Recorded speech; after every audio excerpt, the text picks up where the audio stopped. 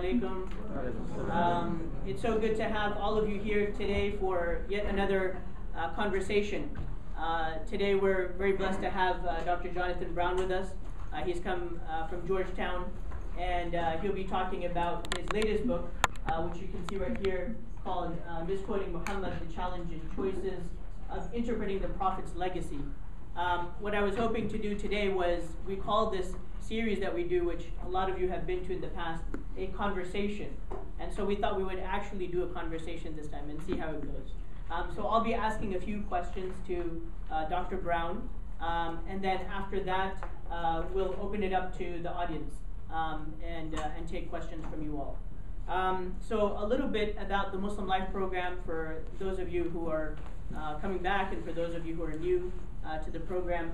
The Muslim Life program was established at Princeton University about 7 years ago when I was hired as the Princeton University's first Muslim chaplain.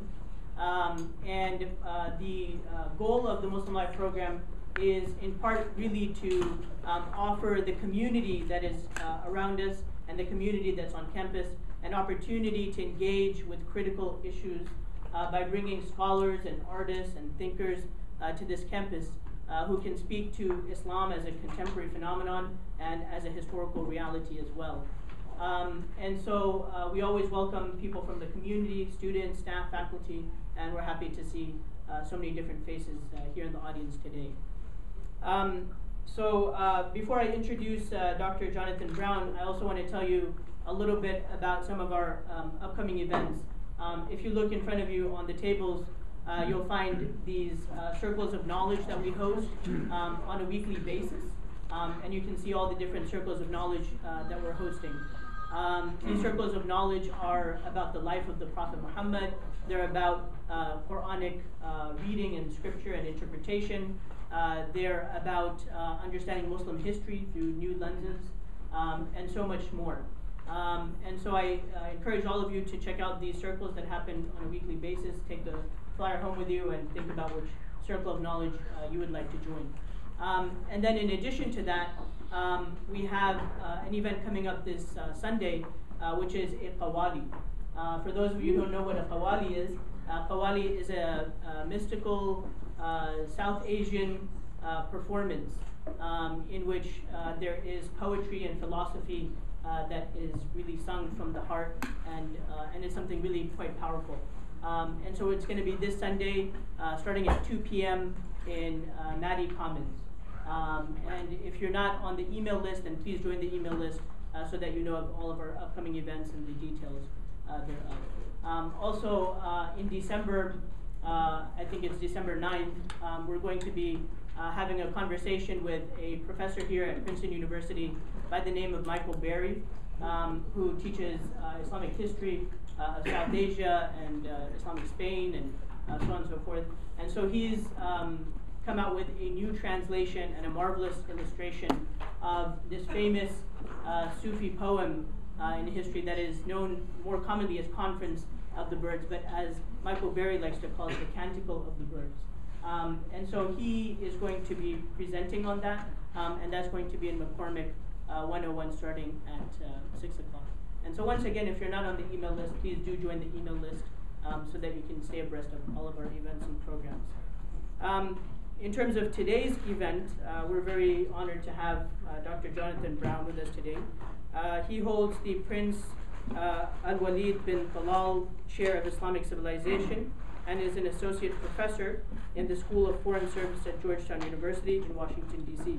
He is also the associate director of Georgetown Center for Muslim Christian Understanding.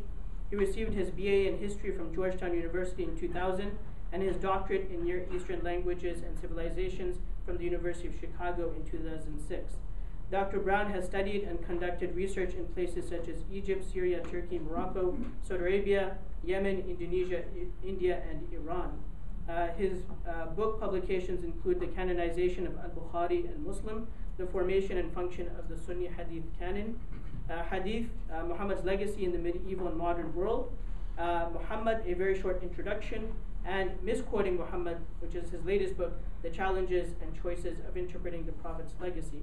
He He has published articles in the fields of hadith, Islamic law, Sufism, Arabic, lexical theory, and pre-Islamic poetry, and is the editor-in-chief of the Oxford Encyclopedia of Islamic Law.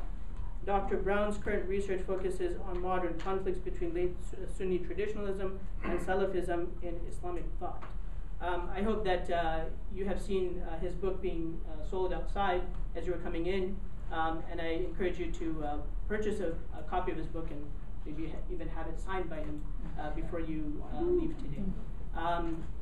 So with that, I'd like to invite Dr. Brown to come and join me over here. I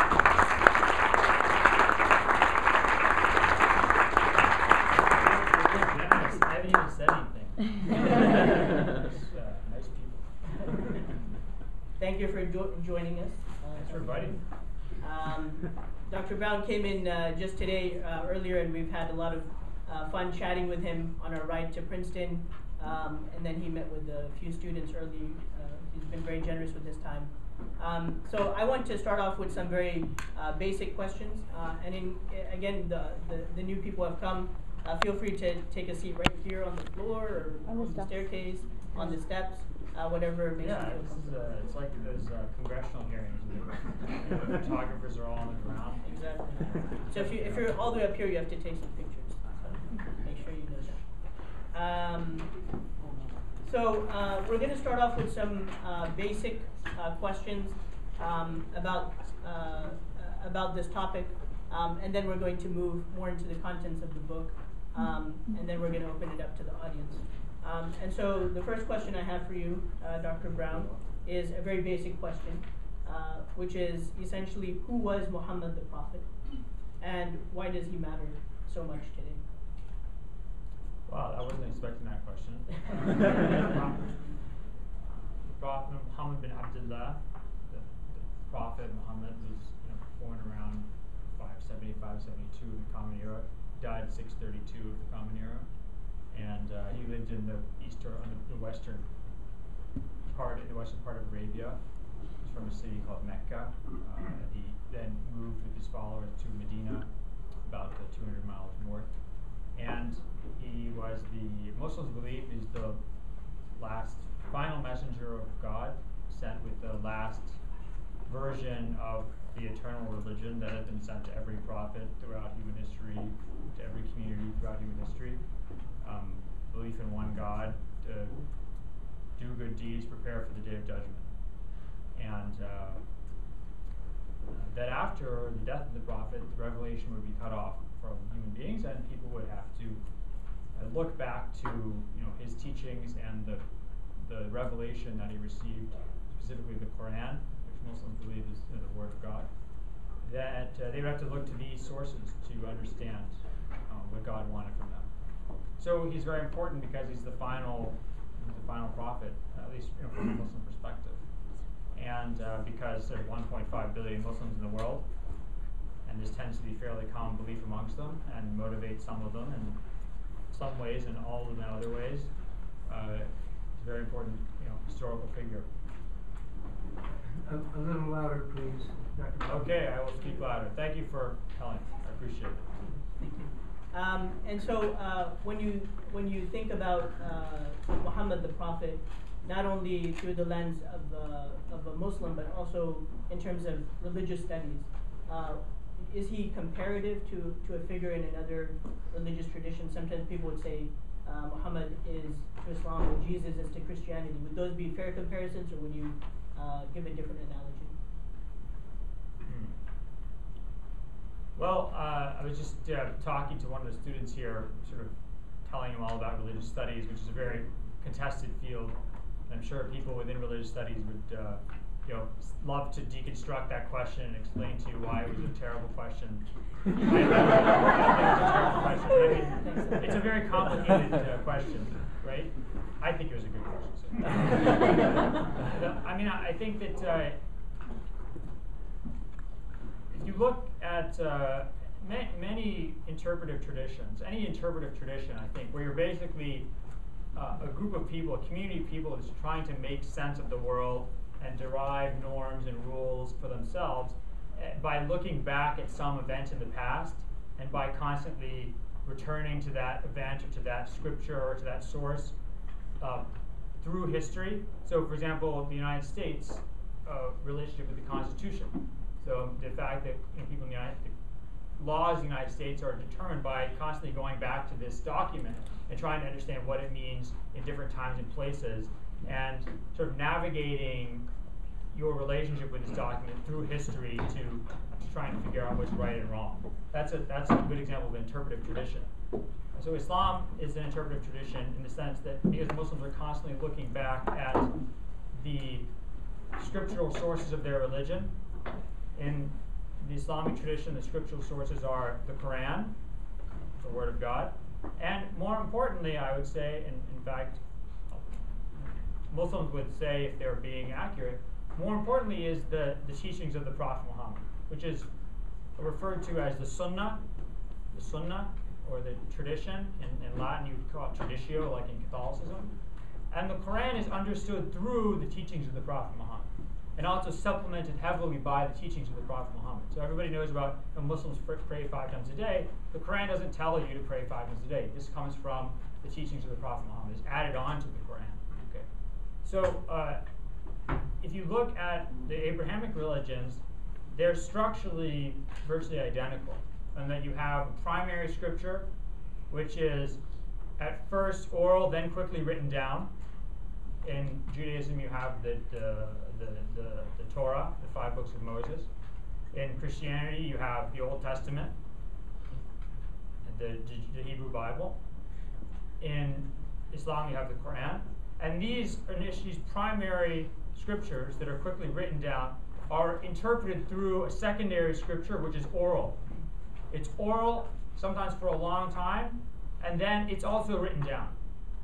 So in Judaism, you have the oral Torah, which is given to Moses on Mount Sinai along with the written Torah, and it is then passed on generation to generation until it becomes the rabbinic law of the rabbis, which is set down in writing around 200 AD in the form of the Mishnah. In Christianity, the oral teachings of Jesus are the lens through which the Old Testament is interpreted. So Judaism and Christianity are 2 different lenses for looking at the same primary scripture, namely the Old Testament. One through the teachings of the rabbis, Judaism, one through the teachings of one particular rabbi, Jesus. Right? In the Islamic tradition, you have the Quran as a primary scripture, quickly written down, and it's interpreted through the secondary scripture, namely the Sunnah of the Prophet, which is written down in one way, but also transmitted through tradition in another way. And in fact, the different sects of Muslims and the different schools of thought within those sects, they basically are created by different definitions of what that sunnah, what that secondary scripture is and what it means. So there's the Prophet Muhammad is sort of comparable to the role of Jesus in Christianity and the role of the rabbinic tradition in Judaism. And so when you were giving your answer, you said something about Sunnah. You talked about the Prophet's path being described as the Sunnah. Now, what's the difference between Hadith and Sunnah? What would Hadith be and what is Sunnah? And does that really matter, or is it just a technical? Big difference. Big, not technical. Another good question. So the Sunnah is. This is Princeton, so everybody's fairly educated, right? So you talked about traditio and the Latin. I'm from Georgetown, which is a Jesuit school, so we all know this. Traditio is the body of teaching and interpretation is built up on top of the Bible to explain it. So if you're a Catholic and you want to go learn about Catholicism, you don't go read the Bible. You go talk to a priest who's going to tell you what the tradition says, what the kind of, just like if you want to know what the Constitution says about, let's say, the right to privacy, you don't go to the Constitution and try and find it. They don't even read the Constitution? No, you wait for the Supreme Court to tell you what the Constitution means. So the Sunnah is the original lens through which the Quran is interpreted. Now, how you decide what the Sunnah is and what it means, that is going to send you in lots of different directions in terms of how you understand Islam as a religion. One approach to thinking about the Sunnah is that it's literally just a process of writing down or recording specific things the Prophet said. How did he tell you to take your shoes off? How did he rule on a case where a husband and wife were disputing over something? How did he deal with a case where somebody killed someone else? How did he talk about, what did he say about the Day of Judgment? What did he say about how you should treat your neighbor and things like that? So you just record all these little sayings and his judgments, and you take these together, and you try and figure out, okay, what is the Prophet's teaching on this issue? What is his teaching on that issue? And you try and figure out how these things relate to each other, these sayings, and then how they relate to the Quran. So these individual sayings are called hadiths, plural, singular hadith, plural in Arabic a hadith, but we say usually hadith for singular and plural in English. And so that's one source that people look at, Muslim scholars look to as a way of understanding the Sunnah. However, there's a big difference between, let's say, a hadith and the Sunnah, because my Sunnah, and this is to use Sherman Jackson's analogy, I'll give him credit and I'll engage in the proper proper behavior of a Muslim scholar by citing my source. So Professor Sherman Jackson from USC says, my Sunnah is, let's say, that I bring a rose home to my wife every day. That's my Sunnah. Now, one day I might forget, or the flower shop is closed. So Nabil, who's my student, he's sitting outside my house because he's a grad student and he's trying to stalk me. So he says, I come home without a rose. So he says, I saw Jonathan Brown go home without a rose. That's correct. That is correct. I did that. But that's not my Sunnah. That doesn't represent my teachings. However, it can tell us something important. Because if I'm a perfect human being, like the Prophet Muhammad, if I don't do something, it means it's not required. If one day I didn't come home with a rose, it means it's not required to take a rose. It might be highly recommended, but it's not required. So that piece of data can be very useful. Now, another way of thinking about the Sunnah is, let's not think about the Prophet's teachings as little pieces of data that we collect and we try and fit together. Let's think about it as a living tradition. So what better way to learn how to pray? Sahabi or Maliki, right? Okay. You actually only did one taslim, which I've never had a Maliki do. I was waiting for some Maliki to do the prayer he led. So in the Maliki school of law, which was founded in the very city that the Prophet Muhammad lived in, Medina, it had one particular approach to the Prophet's Sunnah, which was, we're living in a city that the Prophet founded. Everybody here was taught Islam by the Prophet Muhammad, and their parents or their grandparents. So if we want to know how to pray, we're not going to go listen to these little reports. We're going to actually look at how people pray in our city. So the Muslims here today, very few of them, I think, learned how to pray from reading a book. They probably learned how to pray from their parents, learned how to pray from their parents, etc., etc. It's another way of thinking about the Sunnah. Now you can see there's a problem here because anytime you play a game of telephone or you look at tradition, over time you see tradition changes. Even if people think it's always the same, my mom's Thanksgiving dinner is not the original Thanksgiving dinner that was cooked whenever Thanksgiving started in the 1860s or 1870s. So even though we think of tradition as being static, in reality it changes. So that's dangerous. Another way of thinking about Sunnah is that it's a way of maybe a method of problem solving.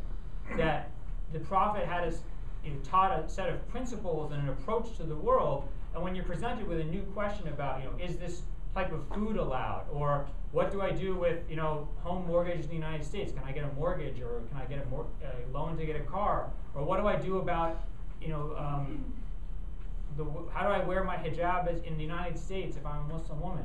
These questions, it's not necessarily that you're going to look back at a set amount of little snippets of data, but rather the Prophet taught ways to address these situations, different values and principles that you use.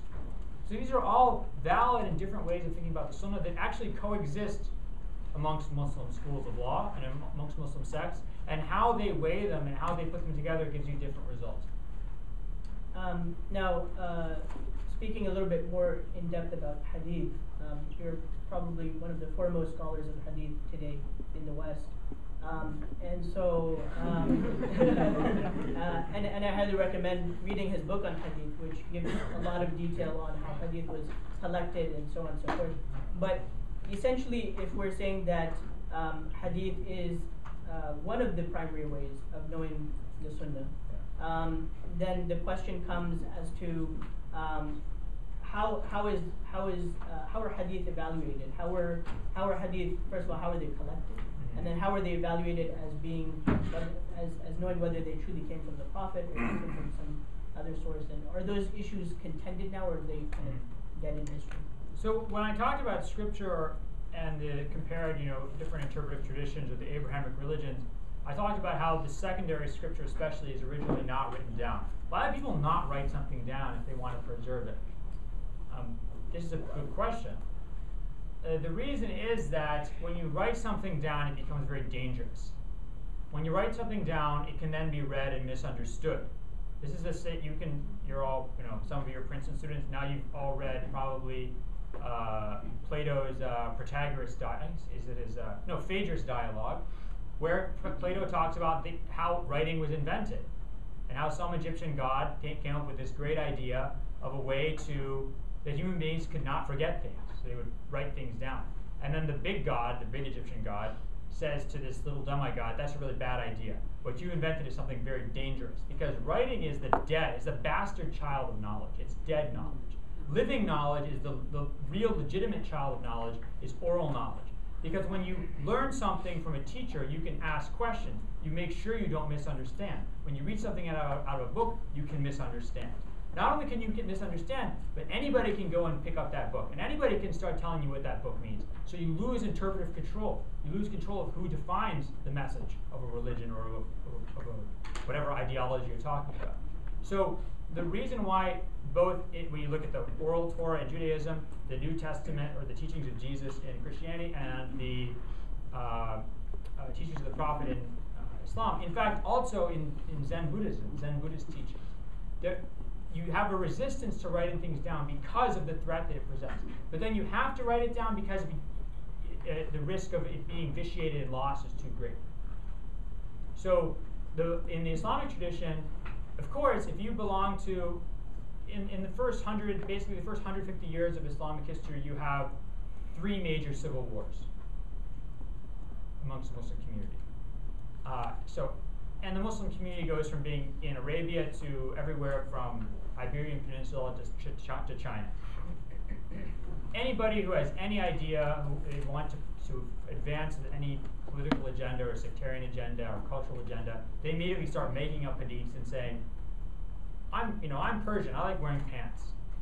We Persians invented pants, right? So I'm going to say the Prophet said, it is really great to wear pants. Whoever wears pants is going to go to heaven. Or I'm this side in the Civil War. The Prophet said that there will be a civil war, and the person who follows Jonathan Brown will be victorious. So you find these kinds of hadiths generated all the time, and the Muslim scholars were aware of this very early. So they had to try and figure out a way of sorting out what was authentic and not authentic hadiths. And again. The question of whether, let's say, you believe a certain hadith is authentically attributed to the Prophet or not is going to have a big impact on what kind of Muslim you are, what sect you belong to, or how these sects and schools of thought were formed. And it is very contested today, both amongst Muslims and also the non-Muslim, Western study of the Islamic tradition. So moving a little bit to your latest book, the main title is Misquoting Muhammad. Why did you, what made you interested in writing a book about this, and what are some of the most egregious examples that you can think of misquoting Muhammad? Well, the book title was actually the publisher's idea. Bart Ehrman wrote this book called Misquoting Jesus, which sold a zillion copies. So they said, oh, you should write a book called Misquoting Muhammad. And they actually said, we'll give you a contract for the book. And I had no idea what was going to be in the book. I just had the title. So I said to the editor, I said, I'm very uncomfortable. I don't want to write that kind of book about the Islamic tradition. So he said, why don't you think about it in terms of contesting the Prophet's legacy and say, oh, that makes a lot of sense. So the subtitle, The Challenges and Choices of Interpreting the Prophet's Legacy, for me, that's the real title of the book. The question is how Muslims have tried to make sense of their scriptural heritage in different times and places, and especially as they've confronted the challenges of modernity, as, by the way, all religious traditions have. But you're right, and there are some great examples of misquoting the Prophet. Muslim scholars were, especially after the 1300s, they started writing these books that would list kind of hadiths that people were citing in the streets, and and people houses and in the market. They would go and these things that people are saying the Prophet said, which is something what is something the Prophet actually said, what is just something someone's making up. And so you get these great lists of what's being said in the streets of 14th century Cairo or 17th century Istanbul. And you see lots of interesting stuff. I mean, boy, some of it's super offensive. You got everything in there. But I mean, one thing that is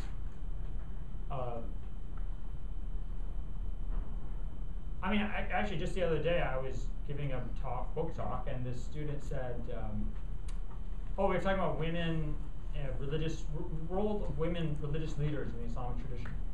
And we're talking about women giving speeches in public. And so one student who was a woman, a female Muslim, said, well, what about the Prophet's saying that Sawt al-mar'ati awra, which means that a woman's voice is part of her, like, I guess it's a very difficult term to translate, but private parts, nudity.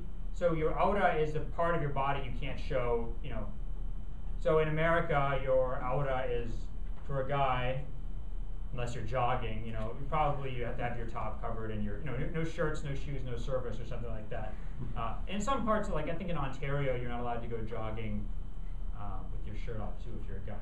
So for women, we have an idea of what women's private parts are in America as well. So what this student was saying is the Prophet said that a woman's voice is part of her private part, so she can't go out and speak in public.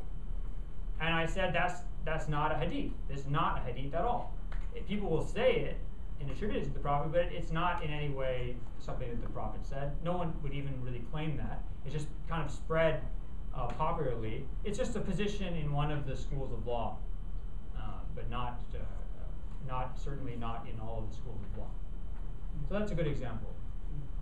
And so when it comes to hadith, and now you've opened up that discussion on hadith that are deemed to be misogynistic or to be not very friendly toward women's rights. There's a very interesting debate about the use of reason in the collection of hadith.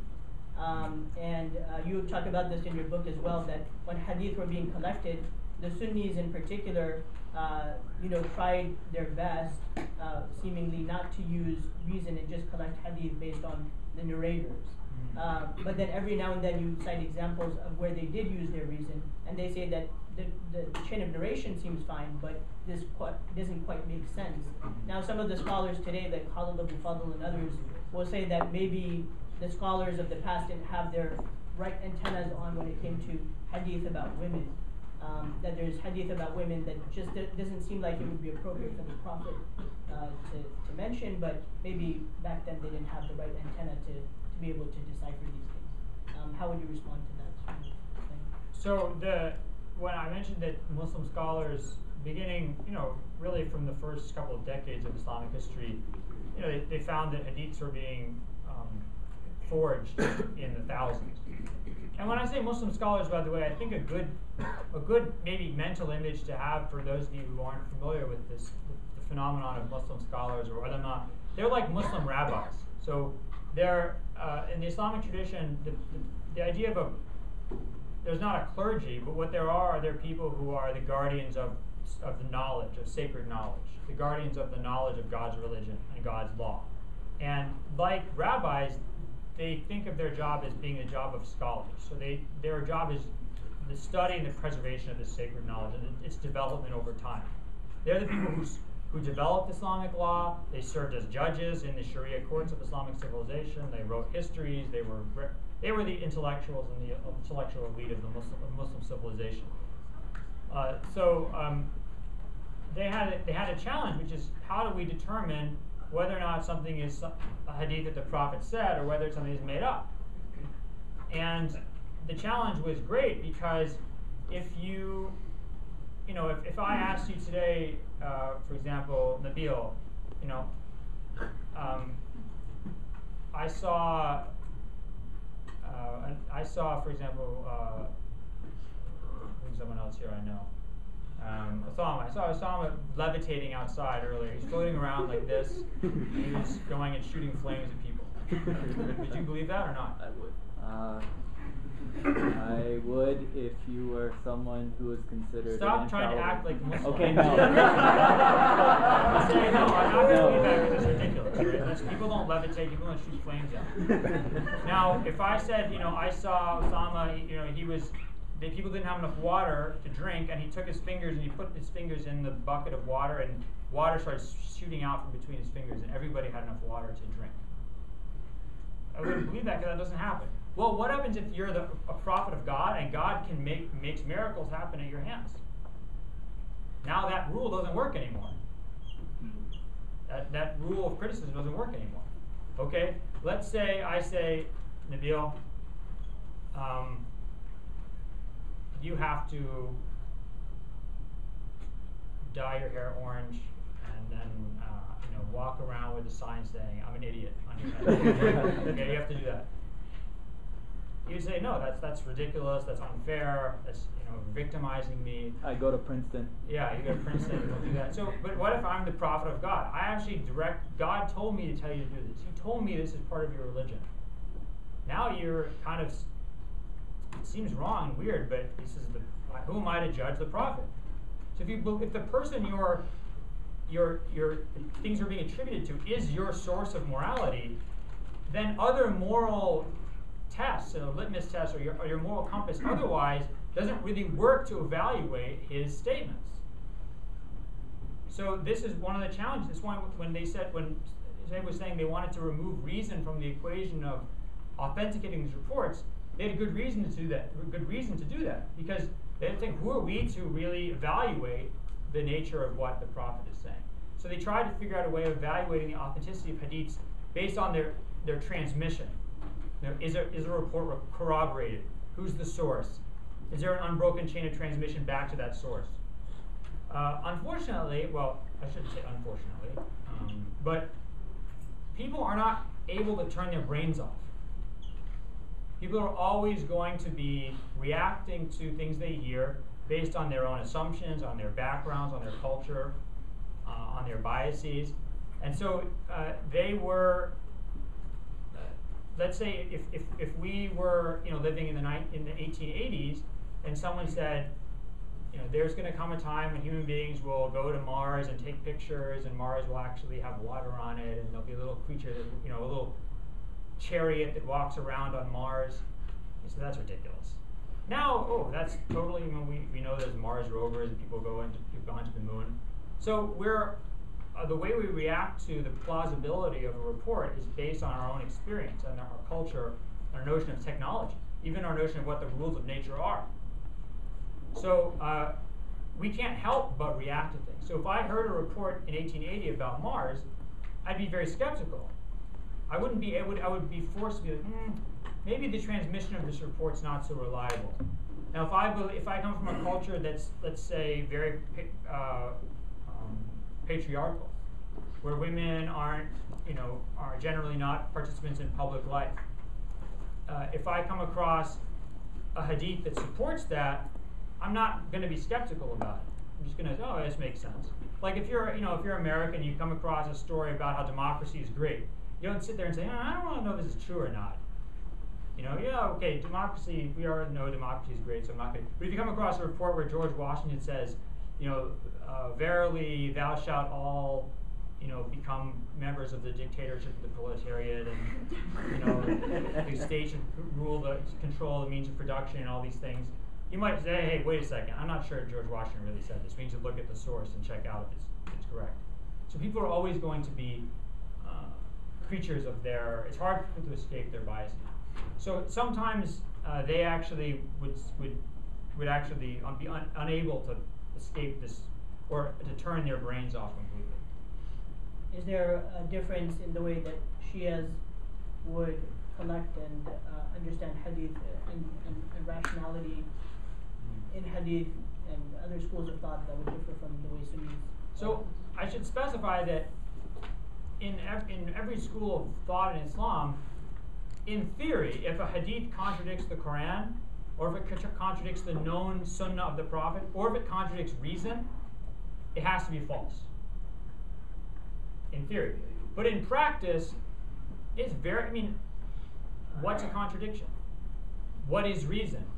Is something a contradiction, or just am I not understanding something properly? Are two laws really contradicting each other, or are they just, do I just not really understand how they relate?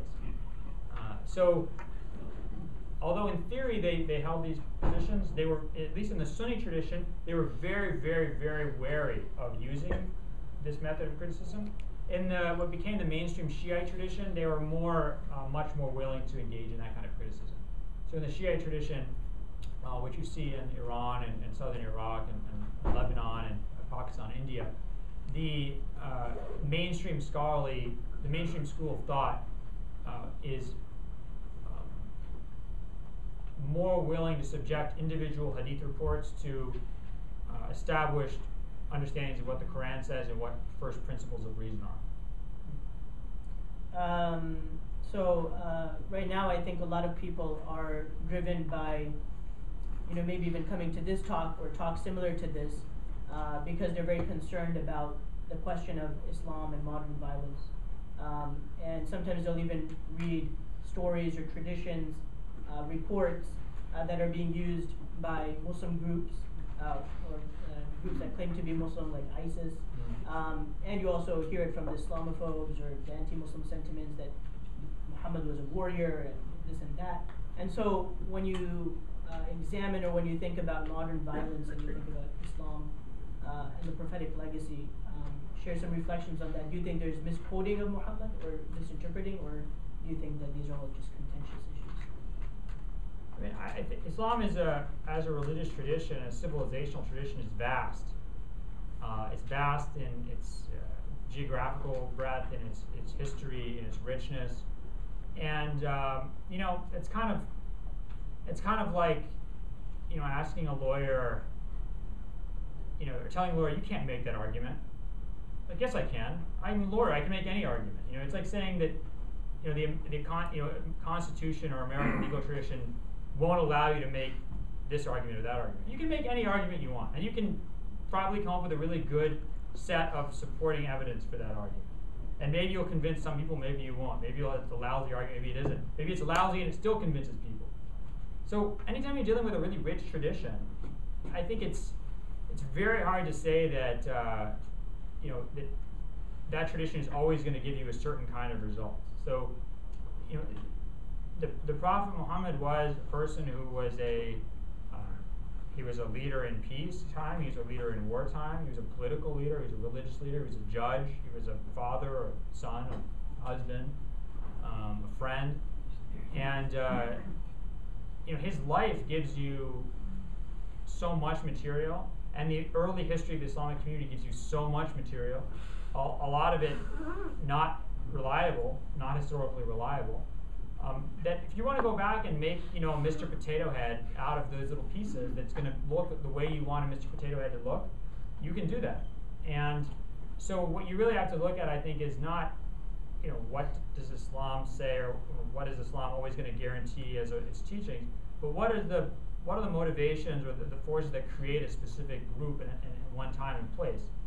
So there's 1.5 billion Muslims in the world, and based on, I think, the widest definition of terrorist, which just includes like anybody who's doing something violent, which is not accurate, and the smallest global estimate for Muslim population, I calculated that basically 0.006% of the Muslim population in the world is terrorist. So that's a statistically insignificant amount. The rest of people like Bill Maher or Sam Harris, they say Islam causes violence, but what about the if only 0.006% of Muslims are engaging in violence, then what about the rest of them? They're still Muslim, and they're just going and buying kebab and selling mangoes and doing whatever they're doing, or sitting on the floor of this lecture hall. So they're. So I mean, I think you look where you look at violence in the Muslim world, it's places that are traumatized. I mean, I for one think it's absolutely ludicrous that any Muslim is asked to explain why ISIS is doing what ISIS is doing. First of all, it's not my problem. I'm not in charge of ISIS, okay?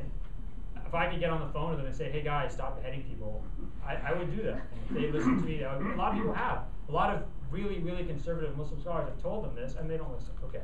So, you look at a country like, Iraq. It's a country that was, invaded in 2003 based on premises that were completely false.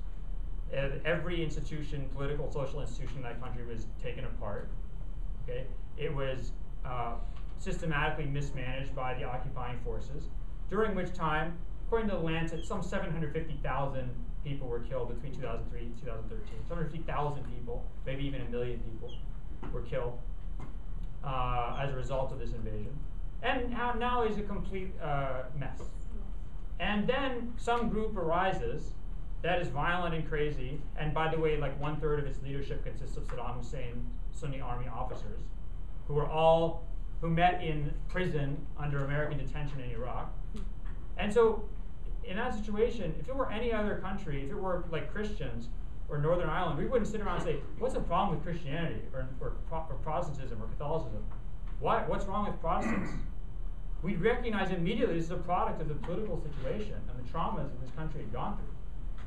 And the fact that Muslims or Islam is being accused of this being the cause of this problem, this is simply a distraction. This is trying to shift the blame away from the actual cause, which is the condition that Iraq was put in and left in since 2003. And that was done by the government of this country, along with its allies.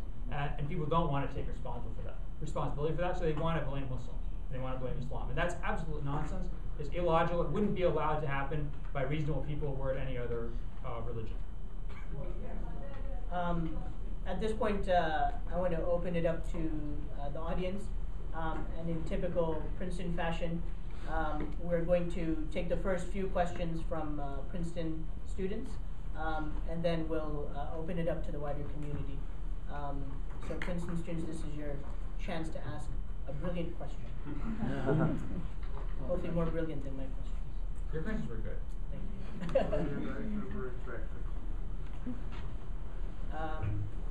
Anyone would like to go first? All right, Ismail. So you were just mentioning ISIS, and I went to a talk maybe a week or two ago that I guess the person I was speaking with basically saying that the main issue behind, obviously ISIS is like really bad, it's killing people. That's the biggest problem with ISIS. But ideologically, like what they are, what's their biggest goal is this sectarian ideology. And he was talking about Selfism and comparing it to that. And I guess my question is, if you could talk a little about this sectarian ideology, but also I was hoping that you could maybe focus on this idea of Selfism or what it actually means and what that encompasses, because there are some people that say that want to talk about Wahhabism and that's what Salafi is, or some people talking about traditional Muslim brotherhood and that's also Salafi. And is there a distinction between those two, and why are they sometimes not? Very good questions. Again, the analogy isn't exact, but it's very useful. In Islam, in Christianity, you have Protestantism and Catholicism. So Catholicism holds that, this continuous tradition that goes back to St. Peter, and that you build on this tradition, and it accurately reflects the teachings of Jesus.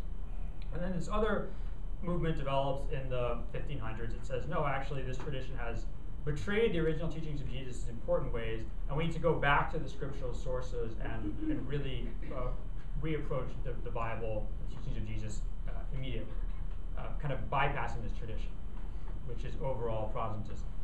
So in the Islamic tradition, you have the same two schools of thought, or the same two strands of thought. Probably the mainstream or the majority, and you have it basically within Sunni Islam and within Shiite Islam. The majority of Muslim scholars, and sort of by definition the majority of Muslims, follow the more Catholic approach. Yet powerful minorities, and very convincing minorities, advocate the Protestant approach. This is something you really see in the Islamic world. It's always there, but it really flares up a lot in the 1300s, and then a lot in the 1700s.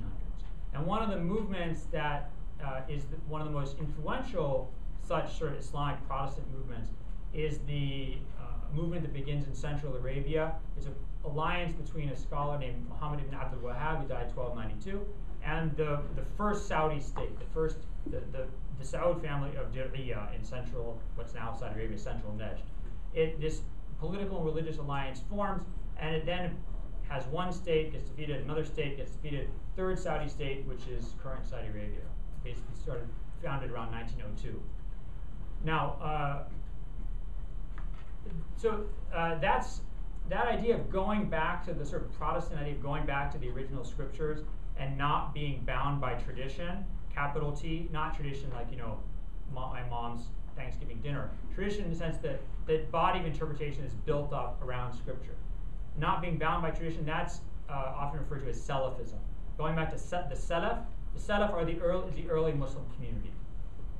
Now, a lot of times people think of Salafis as, maybe more extreme, more conservative Muslims. They're not necessarily more conservative, more extreme than anybody else, but they would tend to look a little bit more Amish probably than, let's say, Suhail here. So Suhaib, sorry, sometimes I get Suhaib has a nice short beard. I have a nice short beard. Some people have no beards, right? Some Muslims have no beards.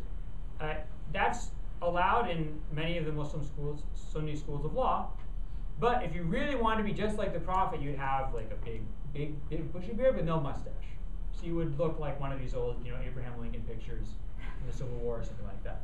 So that would, Salafis are more inclined to go back and really not take what the different schools of law say you can do, but go back really to the original, what is seen as the original hadiths that are describing the Prophet's conduct.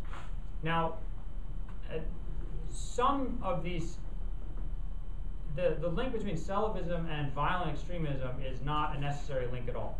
In fact, some of the Muslim scholars and the Muslim schools of thought in the modern world that are most pacifist, the most politically quietist, the most disinclined to ever get involved in politics or ever rebel against rulers are Salafi scholars. Because if you go back and you look at books of hadith, you'll find things like, don't rebel against the ruler even if he takes your money unjustly. So even if the ruler is a terrible, awful Muslim who takes your money and treats you terribly, you cannot rebel against him. This is an early Sunni teaching which Salafis take. Now, here's where the question of extremism or violent extremism comes in. You have to, if you're a Salafi, you have to obey the ruler. You cannot rebel against them. Even if they're a bloodthirsty, awful, oppressive tyrant. As long as they're nominally Muslim. They might be swilling booze and fornicating and gambling and doing whatever. But as long as they're not, they're just a lousy Muslim. But as long as they're nominally Muslim, you have to obey them. What happens if they cease to be Muslim? Then you can rebel against them. In fact, you're required to rebel against them. So the question is, what makes somebody Muslim? Now, in the first sect in Islam that emerged, and this happens in the first civil war that started around 660 of the Common Era. Okay, there was a group that emerged that decided that the current caliph, the current ruler, had committed a grave sin, and therefore, if he really believed in God, he wouldn't commit this sin. So the fact that he committed the sin means he doesn't really believe in God. If he doesn't really believe in God, it means he's an apostate from Islam, which means he can be killed. So you can see the logic here. I know what Islam is. You're not doing what I know Islam is. Since you're not doing what I know Islam is, you must not really be Muslim, which means you've left Islam, which means I can kill you. That's the logic of extremism, which is the exact same logic you see in basically every Muslim extremist group throughout history, and you see it today in groups like ISIS. People, I'm very sorry for what happened to the Yazidis in Iraq, but you don't have to be Yazidi to be tormented by ISIS, because ISIS also declares Shiite Muslims to be non-Muslims, and declares Sunni Muslims who don't agree with them to be non-Muslims. So if you're a Muslim living in Iraq, you're just as likely to be killed or enslaved or whatever as a non-Muslim, as a Christian or a Yazidi.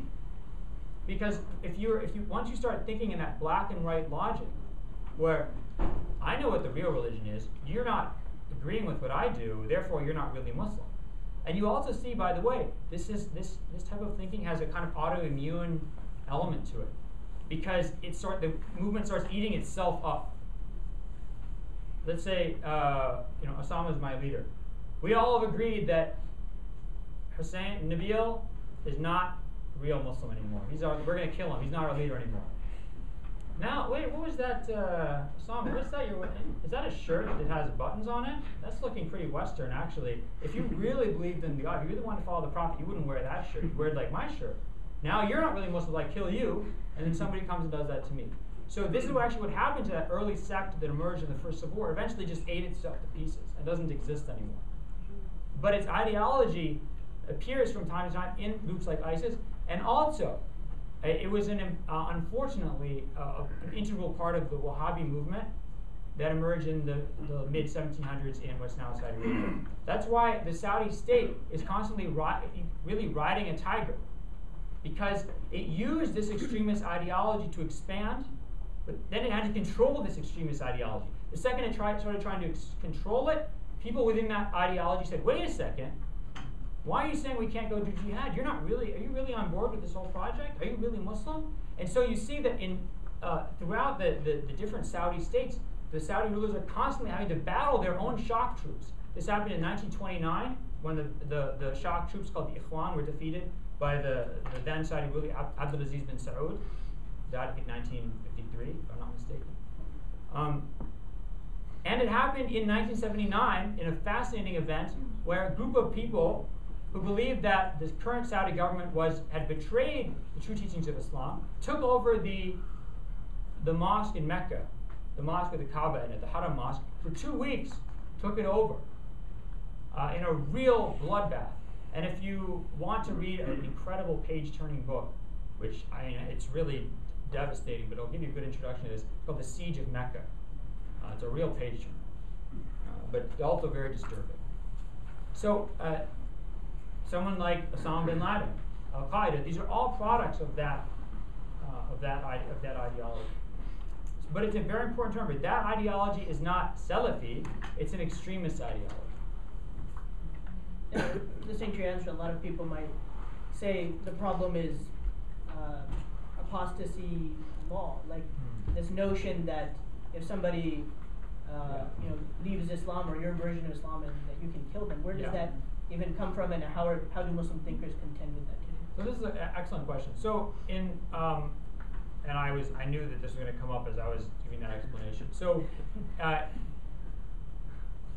this is a great example of the tension between hadiths and Sunnah as maybe a living tradition or a tradition of problem solving, a legal interpretive tradition that's passed on from generation to generation. You have the Quran very explicitly says, La ikraha fi din. There's no compulsion in religion.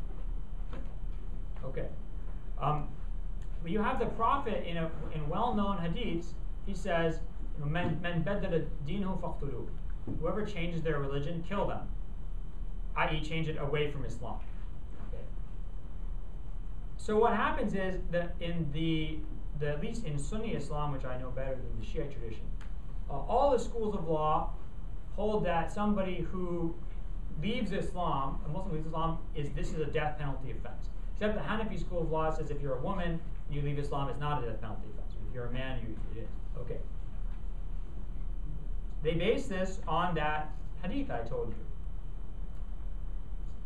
How does that make sense? If you have the Quran which says there's no compulsion in religion, and you have this hadith that seems to contradict that, we have to, as I mentioned before, people are always creatures of the world in which they live, and the world before the nation state, before people organize their political life according to some territorial box they're put in because they've been determined to be French or Spanish or Italian or whatever. One of the primary identity markers, maybe the most important in many parts of the world, was religious identity. So when you, and Benedict Spinoza talks about this very well in his theological political treatise, in the religion of ancient Israel, if you left that religion, you were considered a traitor to the nation of Israel, the kingdom of Israel. Because the religion was what defined the boundaries of that community. There was no citizenship. You didn't get an ID card or something. There wasn't a government that you were loyal to. The religion was that community. So in Islamic civilization, loyalty to that overall polity of the world of Islam was one of the people's central identity markers.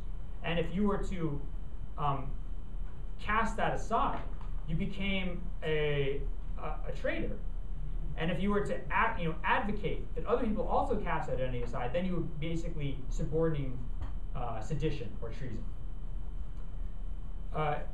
And what's interesting, and this is what Muslim scholars in the late 1800s and the 20th century until today, many traditional Muslim scholars have argued, is that the ruling on apostasy should change today because religion is now considered a matter of personal conscience. It's not a political marker, right? You don't belong to a country or take on certain, tax duties or something in the United States if you're Muslim versus Jewish versus Christian. So, and what they do is they say, look, you actually look at the Prophet's behavior, not that one hadith, but you look at the way he dealt with apostates in his own community. He didn't actually kill them. They were not punished. There's one instance where there's a report about one being killed. I'm not sure that's very reliable. But the reliable reports, there's one figure, he's a Meccan, like the Prophet, he becomes Muslim, he leaves Mecca, he goes to Medina, he becomes one of the Prophet's scribes. He then decides he doesn't like Islam, he leaves Islam, he goes back to Mecca, starts writing insulting poetry about the Prophet. Then later he becomes Muslim again, and then he gets made the governor of Egypt. So he had a really interesting career. He apostatized, came back to Islam, and became a senior Muslim official, and nothing happened to him. So that's really what you see in the early period. And so that's why a number of leading Muslim scholars today have argued that apostasy, it's not the apostasy that is punishable by death in the Islamic tradition, in the Sharia, isn't someone changing their religious conviction. It's if you privately change your religious belief, nobody cares. But if you go out and advocate that other Muslims should abandon their religion in a Muslim state where public order is seen as being embedded at least partially in Islam, then they would argue that that's the equivalent of high treason. That is a death penalty offense. So that's some of the discussions about apostasy that have occurred in the modern Muslim world. Yes, all the way back there.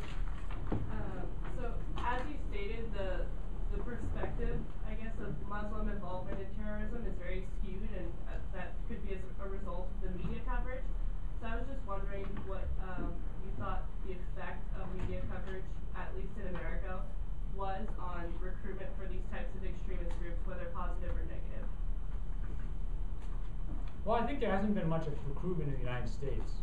And there's just been I think it was, what was the FBI, 12 or 7 people fight for ISIS or something? I mean, it's been much more in Europe, which, by the way, tells you a lot. Maybe it's just because you can drive there from Europe or something. I mean, that's a real issue, right? I mean, how are you going to get to cross the ocean? But if you look at Muslims in the United States, whether they're African American Muslims or immigrant Muslims or white Muslims, they tend to be much better integrated, at least in their own communities. And immigrant Muslims tend to be, upper middle class, very educated, well integrated people. The United States is, thank God, has a great tradition of freedom of religious practice. Where you're not being American doesn't mean you have to wear a beret or carry a baguette or go to the beer garden like in Germany or something like that. We're not a very homogeneous country. So our national identity isn't tied up in a language or a way or a lifestyle. And a lot of European countries, where they're having real issues dealing with migration from Muslim countries like France or the Netherlands or Germany, is precisely because there's not a clear way of understanding what it means to be French or German or Dutch, apart from a lifestyle. And when someone comes in dresses different and acts differently, it is a real challenge to that. So Muslims in places like Austria and Germany and France, in the UK, they have to have much, first of all, they're usually unskilled labor, lower classes, socially marginalized, disenfranchised, not given a clear road to integration in any way, or being allowed to be participants in the society in a clear way. So there's a much larger chance, or there's more of an impetus to reject their new country and to go and fight with this group that claims to be the true, real Islam against the big, bad, evil Western system. I think that's very appealing for a lot of people. And part of that, I think, is, cultural problem of integration. But part of it, it's like Che Guevaraism. I don't know, some of you maybe have Che Guevara t-shirts on because you're in college or something like that. I mean, I remember there was this one image of Jay-Z, and he was wearing a Che Guevara t-shirt, and he had a diamond necklace. And the diamond necklace was like, as he was walking, was like hitting Che Guevara in the forehead. And I just remember, this is a really weird way to think about Che Guevara, but people love Che Guevara because he's this revolutionary who stood up against the man. And people who are in Princeton University, and therefore probably part of the man, they still like Che Guevara. And there's this appeal of anti-establishmentarianism and standing up against the system. And that also is very appealing. And that's why a lot of these jihadi groups will really play that on that chord in their international presentation. They'll say, they'll kind of play the anti-colonial role, the worldwide anti-colonialism, worldwide anti-imperialism. And I think a lot of them may be sincere in that, but sometimes I think they know that that's something that resonates with Muslim populations abroad. If you're sitting in the UK, and the UK government is supporting the Israeli government, which has killed 2,300 civilians in Gaza and 518 kids, and then suddenly no one's talking about human rights. But then they start talking about how human rights matter when one Western person gets killed in Iraq, but not when 700,000 Iraqis get killed. Imagine you're a Muslim youth in the UK who's always being called the dirty packy, doesn't know what he's going to do with his life, being told he's not going to fit in, doesn't know how to fit in. Maybe you'll go and fight with the other side. I think we have to take that into account as being a real issue. Yes. So a lot of these extremist organizations have both a political wing as well as maybe a social wing, and often they start out more moderate and escalate into becoming more extremist. And their social wing tends to provide a lot of aid to the individuals. They're providing food, they're providing water, they're providing electricity, which kind of gives them in. And I'm wondering if you could speak to the extent that allows them to kind of proliferate in a much larger way in the Middle East, and if governments were better able to care for their citizenry, if that would be a better way to kind of quash the extremism that we're starting to see now. As Jack contemplates this question, if people could just move in so people who are outside can come in. And so if there's some chairs available, just come on in. I mean, this is an interesting question.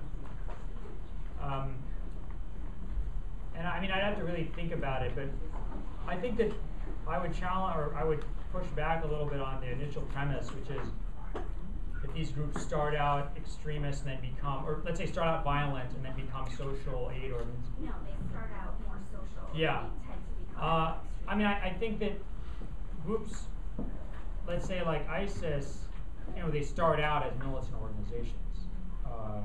Groups like Hamas start out as militant organizations. Islamic Jihad start out as militant organizations.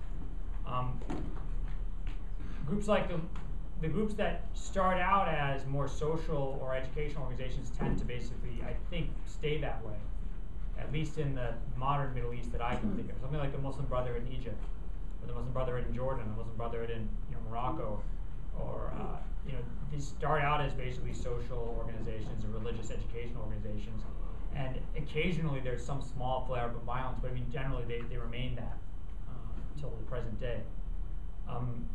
So I think that, I mean, if you are a social or an educational organization that's Islamically oriented, and you find yourself in a conflict, a violent conflict, where it seems to be very clear what, like for example, the Muslim Brotherhood in Syria, the Damascus branch at least was traditionally much, more, was politically not really involved, not advocating violence, but then during the Syrian civil war, this group becomes, a part of the resistance against Bashar al-Assad, violent resistance. But then you have groups like, Hezbollah, which start out at the very beginning the very beginning as a military organization, and then transmute into something totally different, which is primarily just a kind of a creature with lots of different arms. Some of it military, some of it social, some political. I think it's and clearly, if you want to gain legitimacy, what better way to do that than to say, we haven't just taken over as big bad ISIS guys. We're also going to, pave the streets, or we're going to make sure that poor people are getting food, or we're going to get the lights working again. So ISIS has been putting all these pictures up of, them fixing street lights and, bulldozing like tree stumps that are in the way. It's pretty, prosaic pictures that we find. Or get these ISIS guys like, no, a little to the left. Just so you know, I'm trying to be just by going this way, this way, this way, just so you know my system. So we'll go over here, and then we'll come back to the middle. Thank you. I came in a little late. I don't know if you addressed it or not, but I'll bring it up again because it always bothers me. We have, I love the title of your book, Misquoting Muhammad. I mean, it just aptly describes the whole conversation, really, that's heart of the problem for hundreds of years, not today. The issue, just to set it up, the issue has been that 250 years after Rasulullah's death, we have this whole process of quotation starts. So they develop a science of quotation, how to do it. Now that science itself becomes a problem itself because everybody else after that starts quoting that science, but because of that science, everything done prior to that, everything done by that science is probably correct, which is probably not right. Because in the 250 years, I don't remember things I did 25 days ago, let alone 250 years ago. Anybody could describe anything about anything. So the problem we have today is this whole set of things that people have evolved. And, as to Muhammad's personal effects on, he washed his face with the right hand, that's not impacting the affairs. But this beheading can impact a whole bunch of people, including the guy who was getting beheaded. So you have this problem that needs to somehow get resolved. And it doesn't seem like people are stepping up and saying that we need to start thinking that Muhammad is being misquoted out of Quran itself. And therefore, let's not misquote Rasulullah, which is not in the Quran, but stay with what is otherwise and start looking at things in a different way. And I just want to get your thoughts on it. I mean that it's a fair point. Although the process of recording the hadiths begins during the Prophet's lifetime. When you say 250 years, I mean the main surviving hadith collections are from 200 to let's say 250 years after the death of the Prophet. But there are earlier hadith collections. Some of them have survived, and some of them haven't survived just because they were written on papyrus and parchment and things like that. Some of it wasn't written down at all; it was orally transmitted. So the question of whether or not the books of hadith in Sunni or Shiite Islam, whether or not they accurately represent the Prophet's real teachings, that's a fair debate, which people have been having and have been having since the beginning of the Islamic tradition. But it's important to realize, and I think a lot of people don't know this, it's not like Muslim scholars collected these books of hadith and then they went out to the Muslim people and they said, okay, here are these books of hadith, here's the Quran, now some committee form and figure out Islamic law and figure out Islamic theology. It's not. All the schools of Islamic law developed before these books were compiled, and based on bodies of hadith that were specific to those schools, whether it was in Kufa in southern Iraq, or Medina, or Syria, or Egypt, or Basra in Iraq. They had their own bodies of material. The schools of Islamic theology also developed with different bodies of hadith. So that's why if you go back and look at early Islamic theological writings, let's say in the Ash'ari school of theology, you see that they're citing hadiths that are really weird. They don't even appear in any real mainstream collections because they have their own body of material. What happens is after that, these different schools of law and theology have to start justifying their existing bodies of law and theology with reference to these new collections of hadith. They don't necessarily change their law and theology, they just start justifying it. You know, like if whenever some new new ideology comes out, like let's say now I have to justify everything I believe in light of, I don't know, Tea Party ideology. I start saying, well, this Tea Party guy says this, and that's exactly what I believe, and this Tea Party person says that, and look, this is position I've been holding too. You start figuring out how to justify your existing positions based on an external body of material. So that's, I don't think that the nature of Islamic tradition was altered significantly by these collections of hadith. Sorry? So one thing that I kind of struggle with in my academic life is not necessarily like misquoting the Prophet ﷺ, but like misrepresenting, dealing with misrepresentations of him, but also kind of getting caught in this trap of, well, like in response to all the violence that's committed in the name of Islam, we always like to say, the Prophet ﷺ was very peaceful, would never condone unjust violence or anything like that. But then there are certain instances in early Muslim history when Muslims do become involved in warfare or violence.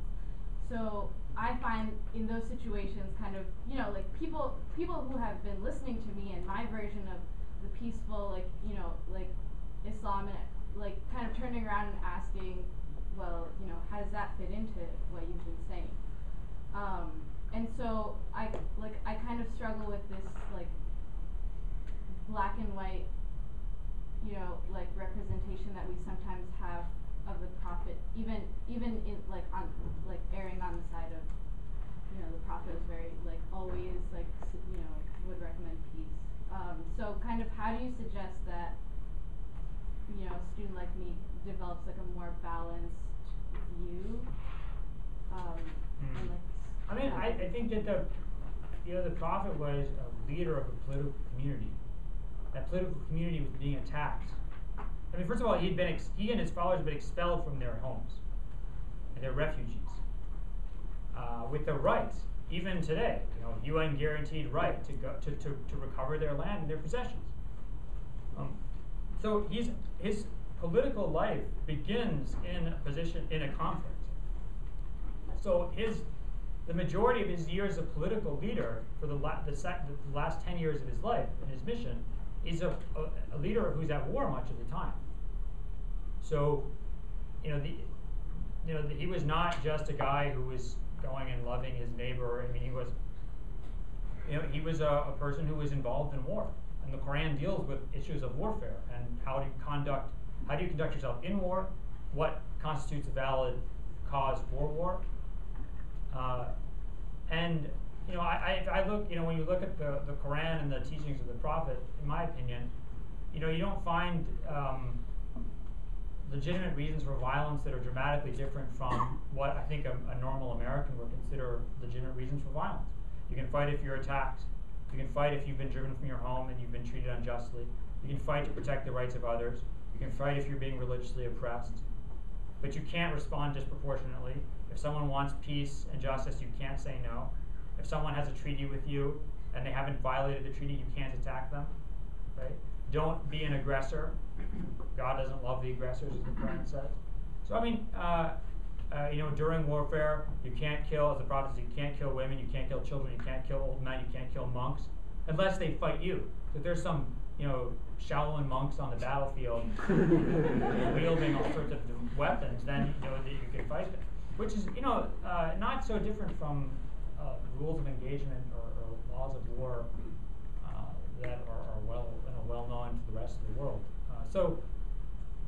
What you see when you see instances of maybe violence is disturbing from, let's say, a group like ISIS, like a beheading. This is something, by the way, that's condemned by dozens and dozens and dozens of Muslim scholars. I don't know any. I read one treatise by a Muslim scholar, is anonymous, defending the ISIS beheadings. It's actually really weird. It's a very interesting, weird treatise. But he argues that you can cut people's heads off, but it's debated whether you can carry the head somewhere else. It's a really weird thing to read. So but you know, if you look at the way this one scholar, anonymous, phrases it, they phrase the whole thing politically. They start out, it's written right after it's dated, it's an internet document, it's dated right after the first beheading. And it says, people have forgotten all the Iraqis who were killed, and that Israel just killed all these Palestinians, and America supported these killings, and now everybody's crying over one dead American. So that's political. And then at the end, what does he say? He says, Islam is not a religion that is about turning the other cheek. He says, we're not like what the Gandhi followers, and Mandela followers. We're not. Both the argument, the sides of the argument, it's like bookmarked by these very clear political positions. So that's really, for me, you know, I don't see these as political messages, religious messages or religious treatises. These are political treatises. And when you look at, I always have my students read this in my Islamic world class. Look at Osama bin Laden's declaration of war against the United States in 1996. It's in a collection called Messages to the World. Very interesting. What is his argument for why it's okay to kill American civilians? His argument is America is a democracy where the people choose the leaders and choose the government, the policies of that government, so they're accountable to the policies of that government. That's not an Islamic argument. That is nowhere in the Islamic tradition will you find that argument. Nowhere. That's an extremist argument. Guess who else uses this argument? My head almost exploded when I saw this. I was watching this documentary called The Man from Plains, Georgia, about Jimmy Carter. Anyone ever see this? There's some famous documentary film. I don't like documentaries. My wife loves them, so I watch them with her. So it's about Jimmy Carter. And he has an interview with Alan Dershowitz. And the interviewer asks Alan Dershowitz, why is it okay for Israel to kill civilians in Gaza? And he says civilians in Gaza voted for Hamas government, so they're responsible. He said, oh my God, this is the same argument Osama bin Laden uses. Exactly. That's an extremist argument. It's not the property of Muslims. It's not produced by Islam. It's not produced by Christianity. This is an extremist argument where, rather idiotically, but somehow logically coherently, a population that is seen as choosing a government or approving it is held responsible for the unjust actions of that government, which is, of course, ridiculous. Having just voted today. Hassan, and then my question is about the Ahmadiyya movement. As an Islamic scholar, what are your views about the Ahmadiyya movement? Would you differentiate between the Lahore Ahmadiyya movement and the Pakistan Ahmadiyya? Between the Lahore and Qadiani? Yeah. Okay, so the Ahmadiyya movement goes back to Mirza Ghulam Ahmad, who died in 1902. Wait, no, somebody give me a date. 1919. Dang it. Okay, well, I was a little bit off. So, Mirza Ghulam Ahmad, who's a Muslim scholar in British-occupied India, said in the Punjab, right? Says that he is the return of Jesus. In the Islamic tradition, Muslims also believe Jesus is going to come back at the end of time. So he's the returned person of Jesus. And that, of course, caused a lot of controversy. In terms of Ahmadiyya doctrine, besides that, I don't think that there's many differences between Ahmadiyya, let's say, Islam and regular Sunni Islam, except that they don't believe in any violent jihad, and their authority structure is much more focused around the successors of Mirza Ghulam Ahmad. So they don't have a problem of decentralized authority like the other Sunni schools have. But the real central issue is this claim about Mirza Ghulam Ahmad being the return of Jesus. And a lot of other Muslim scholars rejected that and saw it as very dangerous because they saw it as breaking with that fundamental position that the Prophet Muhammad is the last prophet. Now, what the Ahmadiyya Muslims say as a defense of that, they say, we don't believe that Mirza Ghulam Ahmad is a prophet in the sense that you're saying he is. He's a non-law bringing prophet. So yes, he's sort of a prophet, but he's not a prophet like Muhammad was. So this dispute causes a lot of rancor, and in the government of Pakistan, and let's say the government of Saudi Arabia, don't consider Ahmadiyya to be actual Muslims. Ahmadis themselves consider themselves to be Muslims. I think that the Qadiani school has a stronger claim about Mirza Ghulam Muhammad's prophecy than the Lahore school, if I'm not mistaken. Yeah. Okay. What's my position toward them? Yeah. Like personally? Yeah, personally as an Islamic scholar. Well, I mean, I don't really know how to distinguish my position as a scholar from my position personally, so I'll just say what my position is based on what I know, or what I think I know. I mean, I don't agree with the claim that Mirza Ghulam Muhammad was the return of Jesus. I don't really know a lot about it, but I mean, just until I was given pretty good evidence, I wouldn't believe it. But, I mean, I consider Ahmadi Muslims to be Muslims like other Muslims, because what? That's what exactly. Yeah, I mean, that's my own personal position. There's too many problems in the world to you know, kick people out of Islam for this. And I know that might be controversial, but I mean, I've not seen anything come from the Ahmadi community that's not you know, very excellent morally and very useful and good. Zina? So I wanted to go back to the discussion of using reason in hadiths, and you guys were talking about how like the scholars eventually had to start using reason to distinguish what was authentic and what was inauthentic. So my question is, how are we supposed to take that as non-scholars, like as Muslims living our daily life? Should we approach hadiths with that level of skepticism, or should we have that kind of blind acceptance of the Prophet as our moral center? I mean, first of all, important fact, you know, as a Muslim, you're not required to believe anything that you haven't been convinced of. That's just a fact. Hatu burhanakum in kuntum sadiqin. Bring your evidence if you're truthful. So what the Quran says, right? So you don't just have to believe in something because somebody says this is what you have to believe. They have to give you evidence. If you know, that's why if you're a Muslim, let's say I tell you a hadith, and you don't like the hadith. If what I'm saying, like I say you have to pray 5 times a day. If you say no, I don't, then you're not Muslim. You might not pray 5 times a day because you're lazy or you're busy or you have some, but then you're just not being a good Muslim. You say I don't have to, then you're rejecting some essential part of the religion. If I come and tell you just one hadith, and you don't like it, you might be mistaken in that. You might be committing a sin in doing that, but you're still Muslim. I might be angry at you. I might say you need to listen to me, but I can't say you're not Muslim. I can just say you're misled. Right? And this is a well-established position in the Islamic tradition. So I think it is important that Muslims demand evidence for what they're being told to believe about their religion.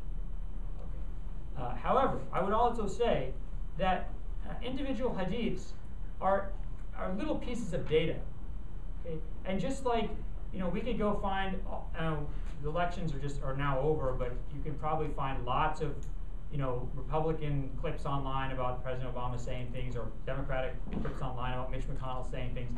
You'll get them saying something really crazy. It's taken out of context, or it's meant for a specific situation and not a general situation, or it's meant for to be understood sarcastically and not literally, something like that. So the same thing with hadiths. They're just little pieces of data that on their own are inconclusive. They have to be fit into a larger structure, which is the job of Muslim scholars to do.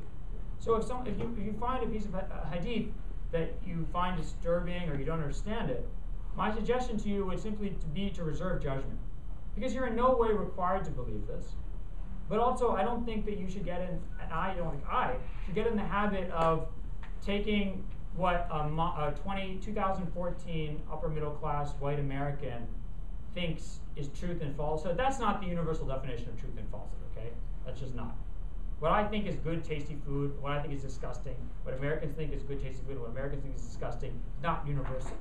But we need to be very careful that we're not judging things too hastily. But at the same time, my advice is just to reserve judgment and to consult people who you respect, who are knowledgeable about their religion. Just wondering what led you to gaining an interest into Islam. What led me to gain interest? Well, I was, at a Jesuit university as an undergraduate, Georgetown University, and so you have to take 2 theology classes. So I took one on biblical literature, which was very interesting. I took one on Islam randomly, and I got very interested. That was it. Ever since that was 1997. Okay, so what we're going to do at this point is, because we've reached the 8:30 mark, and that's typically when our programs end, is that anyone who has a question that they really just want to ask, and they'll feel very sad if they don't ask it before leaving, I want you to ask your question, and we're going to take the questions, and then Dr. Brown will try to answer as many. I'll do it really quickly. Yeah, and you can, if you want to, take a few, in case you want to write down any questions. Oh, yeah, okay. Yeah. So we'll start here. Rapidly, no comments, just questions. Yeah, yes. just questions. Rapid fire. So a lot of the comments that came out today, it addressed a lot of the political tensions that exist that affect Muslims. So for Muslims in America or American Muslims, do you find that the politics are pushing where we're going socially, or what our lens is and how we view our religion? I found your book to be timely because it talks about the roots of a lot of the strands of Islamic thought. Do you find Muslims getting away from the sources and the religion itself in coming to their conclusions, especially after 8 years of President Bush and being pushed very much so to the left? Has that affected Muslims socially, and also how we think about what our beliefs are? Okay. Like, do we judge Islam by our beliefs, or? Good question. Good question. All right. Yes. Over here. Quick question. Given that a large number of Muslims had a great longing for this thing called Khilafat, Caliphate, for last 100, maybe 150 years, if we were to take out all the offensive things that the ISIS are doing, like beheadings and persecuting the Yazidis, what is a scholarly argument against those guys from somebody like you? Because I mean, the caliphate If is they're something not doing anything that offensive. caliphate is something that the Muslims have been romanticizing Okay, about for good question. a couple Okay. 100 years. Got it. Up there, those two. Yep. In the latter half of the 20th century, I guess there was a movement to authenticate hadith more amongst Muslim scholars, tahqiq. So I just want to know, on the whole, do you think that did more harm or good? All right. Real quick question. You're getting a lot of hard stuff. Feel free to skip it if it's. Anyway, my question is pretty basic on the issue of sex slavery and whether that's. Based on my research, is something that I've just seen a lot in books of fiqh and things like that, and I'm just wondering how that plays out and how do we understand our history in the light of that. Just whatever you want to do with that. That's not easy. Yeah. Okay. Anything else? Anything else? Hi, Professor Lam. Hi. If we talk about Quran, we talk about hadith, we talk about Sunnah, what about the actual life of the Prophet? Because it was such a 23 years of dawah, there were times where the first 3 years of the dawah he said, don't even migrate, even if you believe in my movement, don't migrate, we don't need your support yet, go back. And later on, as we were able to build up military efficacy, we were able to even defend persecuted Muslim populations. How important do you say it is, the time frame, to know when certain rulings were made over the course of the Prophet's lifetime, and how you got Good question. Okay. Actually, I'm gonna switch, and I think these were a lot of questions. So let's take this, sex and then slavery question. we'll take this side, and then question. Okay. So let's start here. I think that the question of American Muslims is a fascinating issue. Anybody who wants to study it or read about it, it's a great. The American Muslim community is fascinating because it's socially conservative, but because the kind of overall, let's say right-wing Christian or conservative Christian movement is so hostile in its majority, so hostile to Muslims. They're ones pushing these, anti-Sharia laws. Well, actually, it's a lot of really extremist Jewish organizations are also pushing this. There's a great report by American Enterprise Institute called Fear Incorporated that traces the financial roots of Islamophobia. It's very interesting. So they've been pushed into to liberal side, right? So in the 2000 election, the this is a fact. Muslims got George Bush elected. The Muslim vote in Florida was more than the number by which George Bush won in Florida. So Muslims got George Bush elected because George Bush said, hey, we're conservatives too. And he said, we love the Constitution. The Constitution says freedom of religious belief. He, in a debate with Al Gore, spoke out against racial profiling and against secret evidence, which Muslims were being held under. Back then, now it's like normal. Back then, it was a big deal. Muslims being held under secret evidence. So Muslims, a lot of Muslims voted for the Republicans in 2000, and then 9/11 happened, and it was bad news from there. So Muslims nowadays, who's out there defending Muslim rights are gay rights advocates, leftists, right? People who are atheists and gay rights and social liberals. So Muslims, these are the only people who support Muslims. So Muslims find themselves drawn a lot to this group, and so they're in a real challenge, kind of a bind or a contradiction, where their political allies are people with whom they have big disagreements in general, and I'm not sure how that's going to resolve itself. That's a big question. The question of caliphate, I don't know. I mean, if the question of whose can be a valid caliph, what is required to make that person a valid caliph, has been debated a great deal. Since the abolition of the caliphate in 1924, there have been immediately after there, a number of candidates who would have liked to be the caliph. We tried to get other people to push them. The king of Mecca, the king of Egypt. They didn't sense that there was enough support for them to get that, so they never made these claims. I think that's interesting because it shows that the claim itself, people don't want to make the claim if they don't know it's going to be accepted, at least by some large percentage or representation of Muslims. ISIS didn't have that problem. They just came out and said we're a caliph. Then the people in Boko Haram said they're caliphs.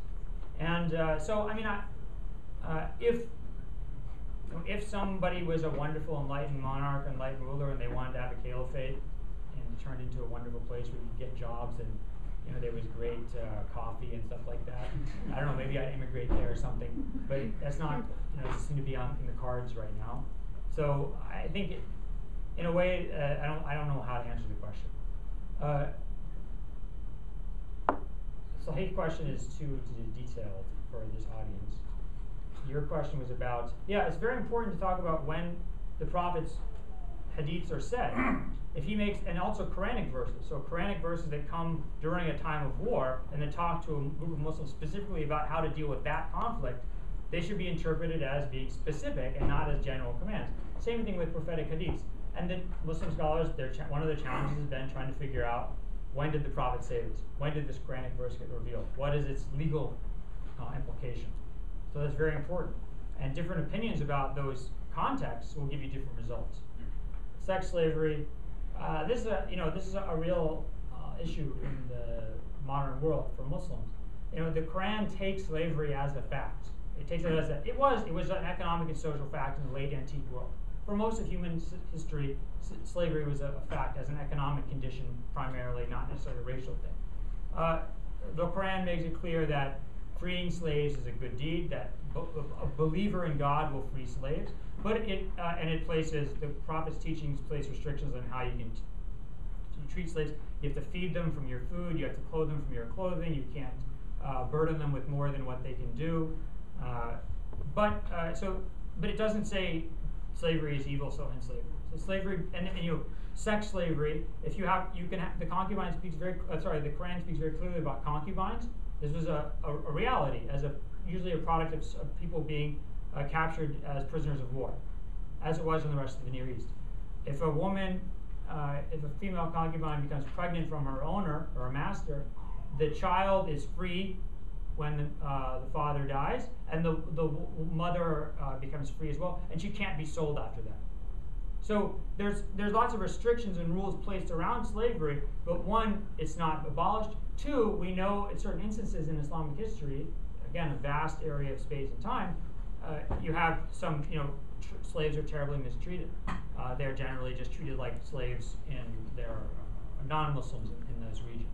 So really doesn't change until Muslims start being affected by the abolition movement in the UK and by British efforts to abolish slavery in West Africa and North Africa.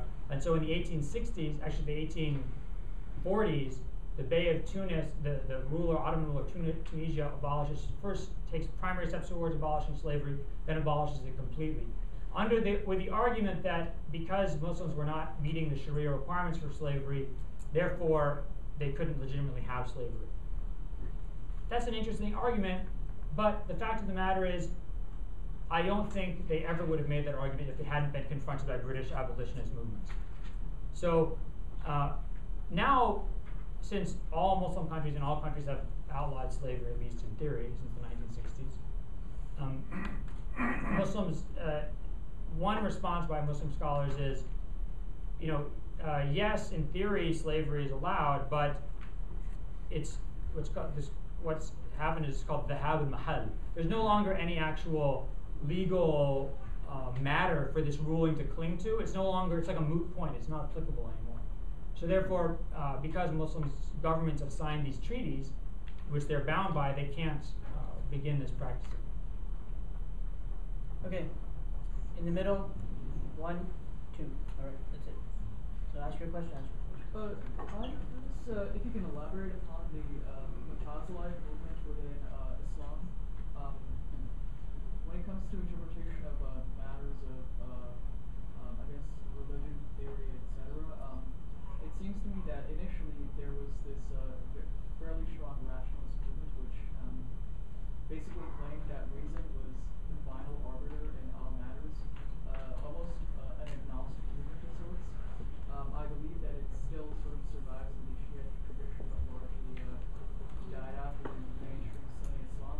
So if you could kindly elaborate upon that, I would really appreciate it. Wonderful, thank you. In your book, you respond to claims that the Prophet was unethical in some of his actions, and I think you use the example of child brides. And the argument that you make is that we shouldn't, as a modern society, use our own ethics, specific to our time and space that are contingent to us to judge, other societies. But if we flip the question around, do you think there's a problem amongst Muslims, to use the ethics of 7th century Arabia as in making normative claims that this must be correct because the Quran or because the Prophet did it, rather than looking at it as historically contingent? And then if that's a problem, if that is a tension within the tradition, what should Muslims do to solve that? What is the authority to understanding ethics in 21st century America? Wow. Any other hard questions? Easy questions? Something that I always struggled with was how our intention plays into interpreting hadiths and its eventual application on our lives. Like the hadith with doing your eyebrows, whether or not if our intention is correct, is it permissible to do it? Because the context of the eyebrows is related to prostitutes. So just that kind of So it is a hadith that appears to forbid adjusting your eyebrows. Let's just say. So Mu'tazilism school of thought traced back to about 750 of the Common Era. When you say it starts in Basra and Baghdad, becomes very influential, eventually dies out in Sunni Islam by the 1300s, but it becomes the main school of thought in 12er Shia Islam and Zaydi Islam. But it's also important to remember that it died out in theory in Sunni Islam, but actually all Sunni legal theory and Sunni epistemology is primarily Mu'tazilite. So it kind of passes on its genetic material into Sunni Islam as well. They weren't agnostics, and by rationalists, they don't say that human reason is necessarily the final arbiter. I mean, they believed in revelation, they believed in the Quran, they believed in the Sunnah of the Prophet.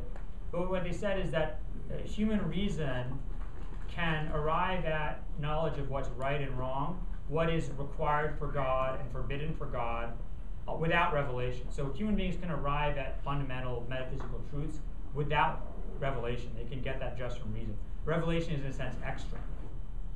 But they were not skeptics in this. I mean, they followed the Quran. They were very skeptical about claims of individual hadiths that seemed to them to contradict reason.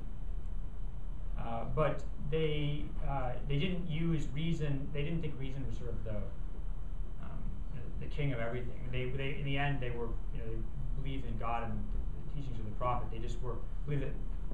And in Sunni Islam, you see actually the same positions continue. It's just phrased in different language with more like cautionary barriers placed around it. Nabil's question. Yeah, I mean, I think that we have to understand the nature of how the Islamic normative system works. I mean, there are certain things Muslims are required to do. There's certain things Muslims are prohibited from doing. Okay, so Muslims are, unless you're dying of thirst, you can't drink alcohol. Okay? Alcohol is never going to be allowed. There's never going to come a time in some certain place where alcohol is going to be allowed. Okay? Muslims are required to pray. Unless you're in a coma, you have to pray. Even if you're sick, even if you can't move, you pray with your eyeballs. Some schools of law, after you wake up from the coma, you have to go back and make up all the prayers you missed. Okay? So that's always going to be the case. But there's lots of other things that are contingent or partially contingent. For example, when the best time to marry somebody is. What's the appropriate age for marriage? This is, Muslims are not required to marry someone who's very young. They can marry, according to all the schools of Islamic law, you're not allowed to have sex with somebody who can't physically withstand having sex. But ultimately that decision has to be made by the groom, the bride, and the bride's guardian. Or if there's no guardian, then some kind of court official. We can sit and have lots of discussions about what's, given the reality of our life, let's say in the United States, where people attend school through 8th grade, and then or 10th grade, and they're highly encouraged to go through high school, and people want to go to college, people want to go to medical school, et cetera, et cetera. We see the improvements that education can give for people's well-being, their religious well-being, their worldly well-being. We can have a discussion about what's the appropriate restrictions that we can put as administrators or as local governments on marriage. We can say, you can't marry someone who's under 16, or you can't marry someone who's under 18, because we think this is better for people's welfare in our time and place. That's completely acceptable for Muslims, and Muslim scholars have done this. They did it in the Ottoman Empire, they did it in Egypt, they did it in Syria, they did it in, they've done it in almost every Muslim country I can think of. So you don't have to live exactly like the Prophet lived. You can if you want, unless it's been determined by the government under which you're living that an optional part of religious practice, an optional part of following the Prophet, is actually leading to social harm that outweighs the benefit that you get as a Muslim for getting the extra credit of following the Prophet in that way. And then the eyebrows hadith is a perfect example. A hadith is a piece of information. The Prophet doesn't, when the Prophet says that someone who drags their clothing behind them that clothing is in hellfire. That doesn't mean that you can't wear jeans that drag on the ground. Or when it says in a similar hadith, if your robes go below the middle of your calf, then this part of your body is in hellfire.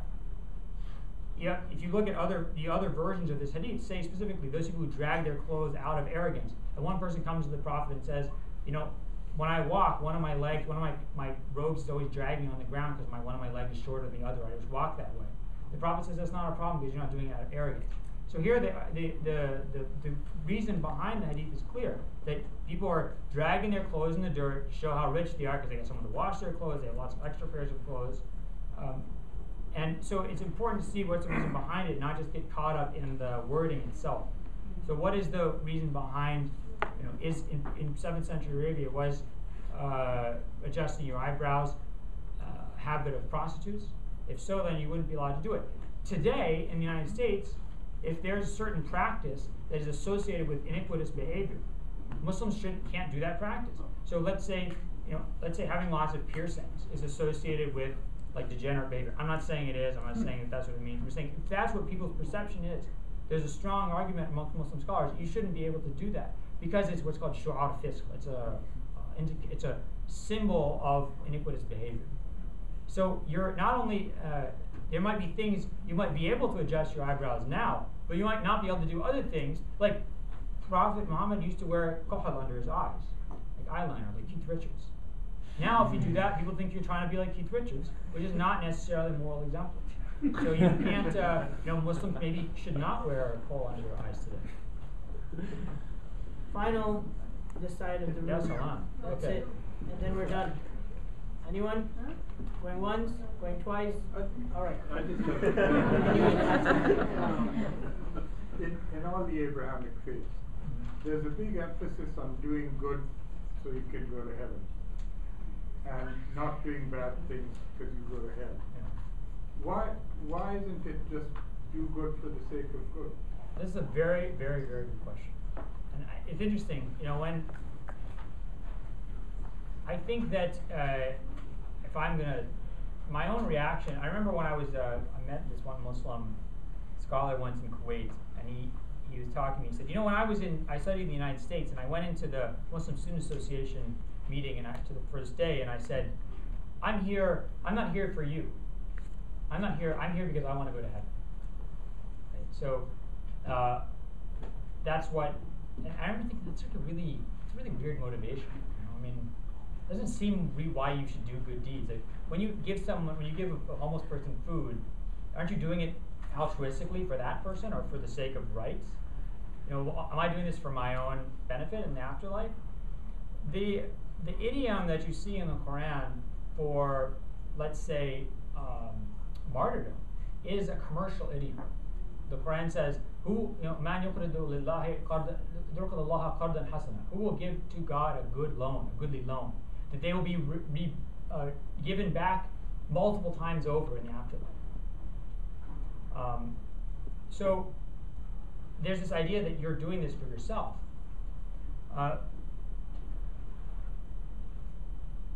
That's the idiom that the Quran uses. I think that idiom is foreign to some societies that have chosen to think about good deeds and justice and righteousness through in a way that is at least ostensibly not selfish, not self-interested. However,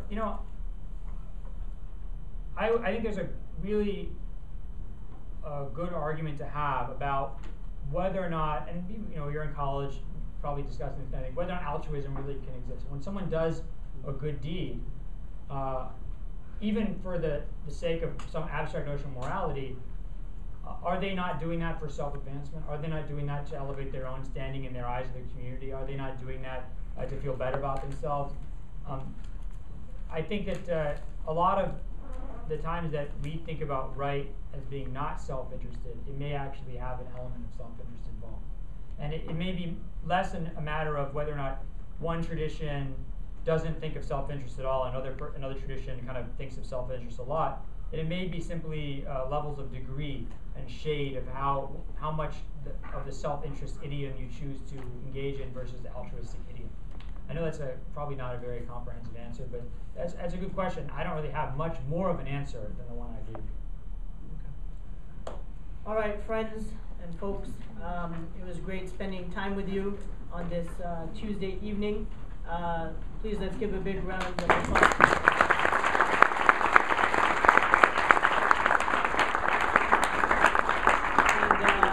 I look forward to seeing you all at the Qawwali on Sunday and to a whole host of other programs. If you're not on the email list, please join the email list so we can keep in touch. Have a good evening. Assalamu alaikum.